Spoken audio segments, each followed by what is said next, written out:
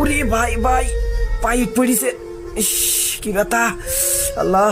ভাই আপনার তো রক্ত জমে গেছে পায়, আপনি তো কাজ করতে পারবেন না ভাই, আপনি বিশ্রাম নেন ভাই। আর ভাই বিশ্রাম বিশ্রাম নিলে হবে ভাই? আজ কয়দিন মার ওষুধ নেই, ওষুধ কেনার টাকার জন্যই আজ শুক্রবার বুঝলেও কাজে আসতে হইল। হ্যাঁ ভাই, আমারও একই সমস্যা, বাড়িতে অনেকদিন যাবৎ বাজার সদাই নেই, আর বাড়িতে আত্মীয় স্বজনও আইছে। সন্ধ্যার পরে কাজ শেষে একটা মুরগি কিছু বাজার সদাই নিয়ে বাড়ির দিকে যাব। আমাদের গরিবের কোনো বিশ্রাম নেই ভাই। হ্যাঁ ভাই। কিরে তোরা কাজ কাম না করে বসে আছিস কেন? আর কাজের সময় তো কিসের গল্প? ভাইয়ের পায়ে ইট পড়ে রক্ত জমে গেছে ভাই। রক্ত জমে গেছে কি হই? পা তো আর ভাঙিনি, যা যা কাজ কর, যত সব ফাঁকিবাজের দল। চল আমরা কাজ শুরু করি। হ্যাঁ ভাই চলেন কাজ করি, আমাদের কপালে কাজ ছাড়া কোনো বিশ্রাম নেই। এখনকার জনে কারো বিশ্বাস নেই, সব কাজে ফাঁকি দেওয়ার উস্তাদ। ভালোভাবে তদারকি না করলে সব কাজে ফাঁকি দেবেন। আজকে আমি এখান থেকে যাচ্ছি না, এই কাজে কিভাবে ফাঁকি দেয়।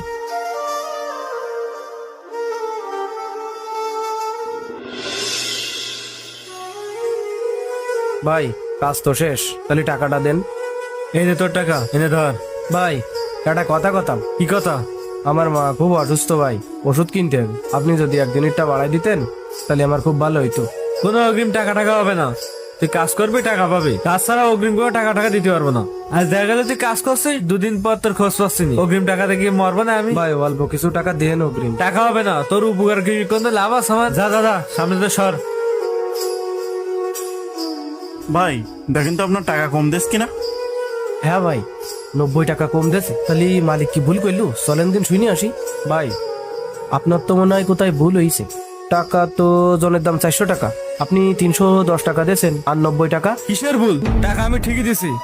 ইসাও 12:30টার সময় কাজেতে নামাজ পড়তি, আর নামাজ পড়ে ইসাও 3টের সময়। এই যে 2.5 ঘন্টা লস, এই কাজে বুঝ দেবে কিটা? আজকে শুক্রবার জানলে আগে থেকে কাজেই নিতাম না, আজকে পুরো কাজটা আমার লস। যা যা, তোকে আর কোনো টাকা হবে না। দেখছেন ভাই বড় লোকের কাজ বাজ, নামাজে গেছি সেই টাকাটাও কেটে নিছে। হ্যাঁ ভাই বড় লোকের কারবার, তারা সময় পাই টু পাই হিসেব করি নেই। কি যে করবানে ভাই, আজকিরা মার ওষুধ কিনা লাগবে, এই টাকায় কি দিয়ে কি করবো বুঝতে পারতিস না ভাই। আপনি আমার টাকাটা রাখেন, নিয়ে আপনার মার ওষুধ কেনেন, তাই পরে কাজ করে আমারে দিয়ে দেবেন। কিন্তু ভাই আপনার না বাড়ি আত্মস্বজন আসবে। ওটা নিয়ে আপনি চিন্তা করেন না ভাই, বাজারে আমার বন্ধুর দোকান আছে, ওর দোকান থেকে বাকি করে নিয়ে যাবানে।